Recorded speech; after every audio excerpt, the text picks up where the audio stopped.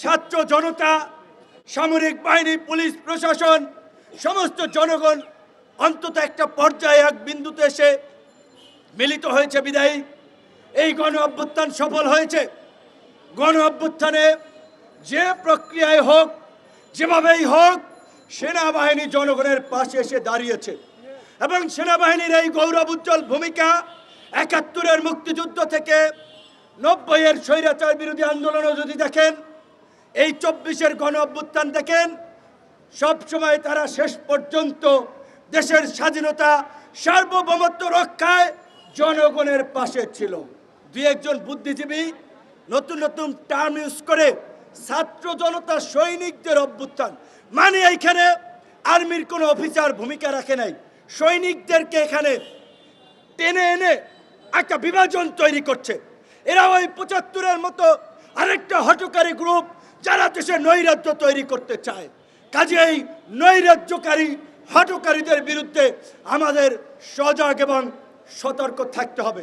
আমরা বারবার বলছি, আসেন, এখনো বলছি, আওয়ামী লীগকে যদি আপনি বিপ্লবের শক্তি হন, আপনি আওয়ামী লীগকে নিষিদ্ধের পক্ষে থাকবেন।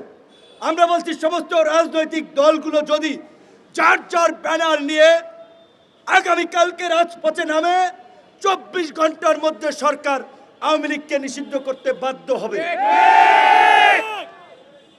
এখন তাহলে দেখা দরকার কারা ফ্যাসিবাদকে পুনর্বাসন করতে চায়, কারা গণতন্ত্র চায়, কারা অভ্যুত্থানের শক্তি।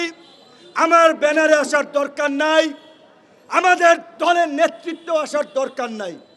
আগামীকালকে থেকে সব দল যার যার ব্যানার নিয়ে আওয়ামী লীগ নিষিদ্ধের দাবিতে রাজপথে নামেন। রমজানের শেষ দিকে স্বাভাবিকভাবেই বিভিন্ন রাজনৈতিক দলের গুরুত্বপূর্ণ কর্মসূচি, সবাই বাড়ি যাবে, বছরে একটা ঈদ আসে, স্বজনদের জন্য কেনাকাটা, আবেগ অনুভূতি, অনেক কিছুই জড়িত।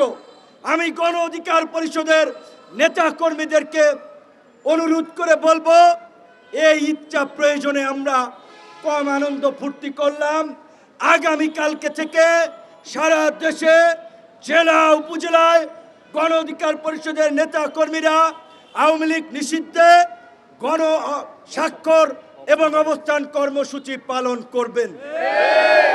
ঢাকায় আমরা সকাল 11টায় জাতীয় প্রেস ক্লাবের সামনে এই গণস্বাক্ষর অবস্থান কর্মসূচি পালিত হবে।